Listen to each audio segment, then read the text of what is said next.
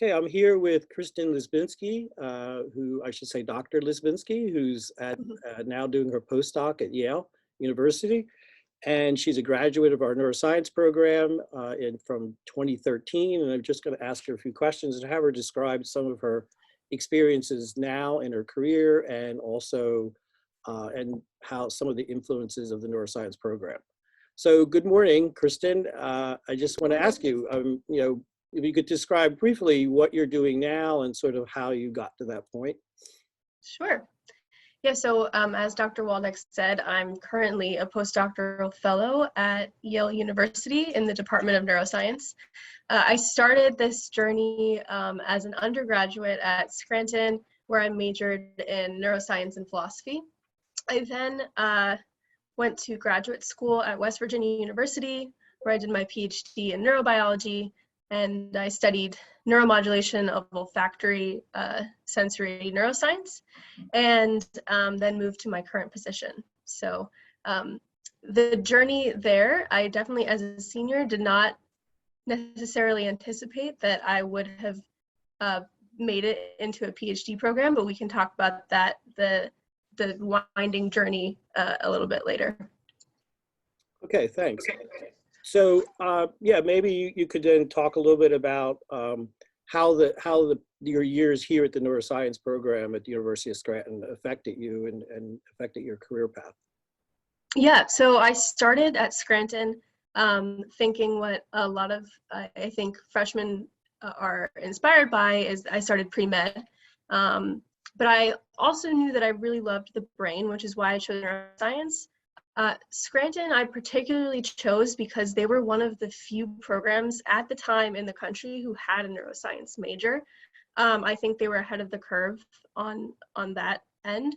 And I will say that the neuroscience program and its curriculum really influenced me in switching mentally from thinking I wanted to be pre-med to really kind of journeying into research as a career.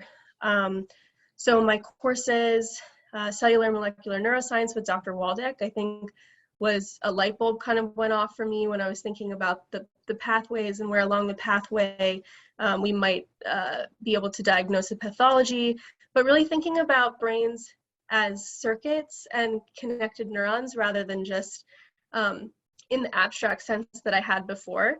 And that mixed with my ability to do research.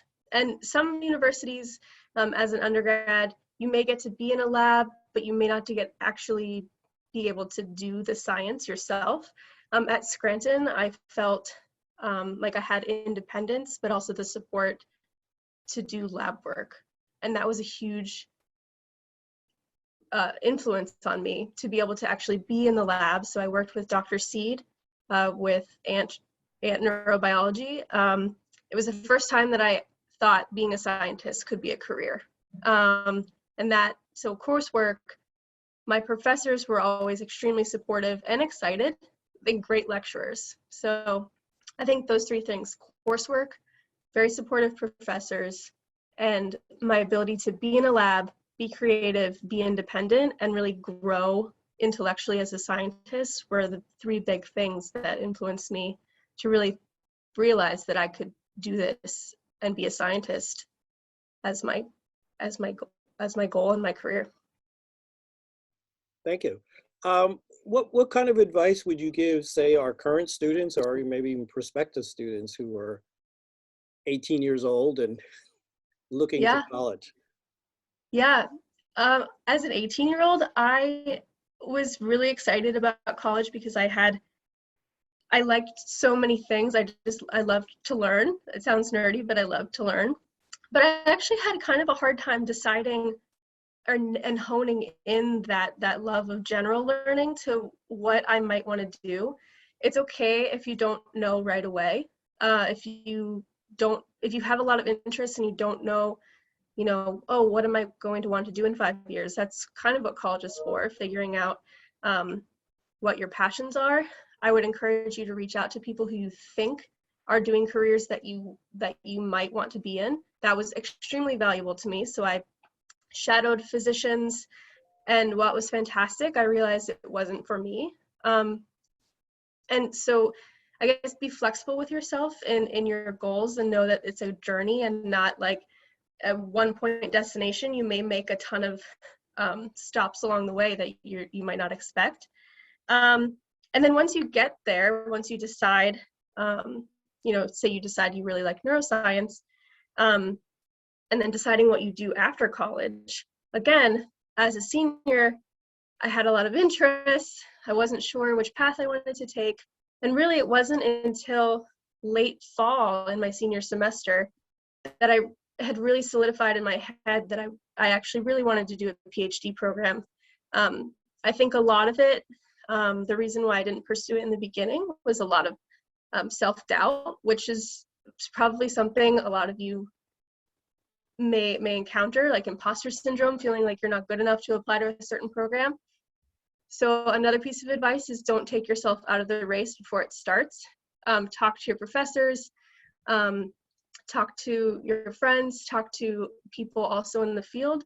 Don't sell yourself short. And if you have a goal, don't take yourself out of it before.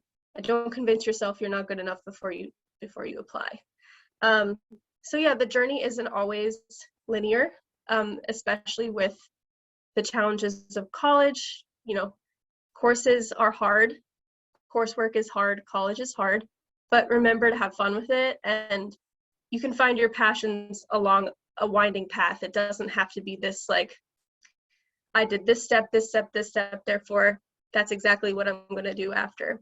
So take the time to really think about what makes you happy, and reach out to professors if you're questioning. They really do have some good advice. Thank you. Just to wind up then, is there anything else, that you would want to comment on? That I didn't maybe specifically ask about? I will say I love being a neuroscientist. I guess we didn't really talk about my career now. So the goal for me is I did my PhD, and a postdoc, if you don't know, is kind of like residency for med students. I think in undergrad, there was a lot of messaging about how you go from undergrad to med school, but the progress from undergrad to PhD to postdoc was a little more mysterious. So it's a similar progression. You do, your professional degree as a PhD, and then your postdoc to specialize. And my goal is to have my own lab someday, working on circuit mechanisms and how neurons as units and as small networks can be flexible with each other to allow for flexible behavior of an organism. So that journey, while slightly different than med school, is extremely rewarding. And if you have questions, Dr. Waldeck can put my email next to this profile, and you can email me about grad school or PhD or postdoc or neuroscience in general. So again, I encourage you to reach out to people who are doing what you think you might want to do. And don't worry if your path is wiggly. Thanks, I like that, wiggly. Well, thank you very much, Kristyn. Appreciate you taking the time to talk to us, and we'll see you in the future. Awesome, bye.